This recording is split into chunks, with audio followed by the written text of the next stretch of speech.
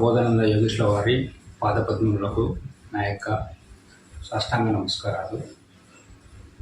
ఈరోజు నేను వేమన స్వామి వారి నిగూఢ తత్వార్థ బోధిని అను గ్రంథంలోని 22వ పద్యం చెప్పబోతున్నాను. హేమాకార విద్య నెరింగిన వాడు వితనబడని ఎట్లు తత్వం మెరుగు వెనక తనకు చింతేలరా విశ్వధాభిరామ వినురవేమ.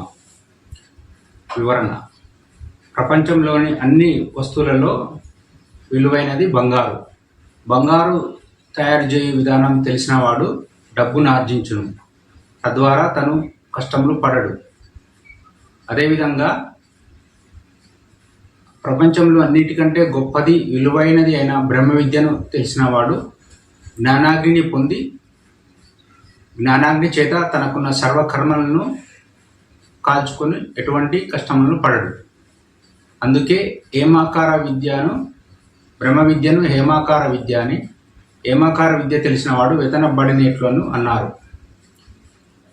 ఆత్మను తెలిసిన వాడు జ్ఞానాగ్నిని ఆర్జించి తనకున్న సర్వకర్మలను నాశనం చేసుకొని జన్మరాహిత్యమును పొందును. అందుకనే తత్వం ఎరిగిన వాడికి తనకు చింతేలరా అని అన్నారు. నమస్కారం.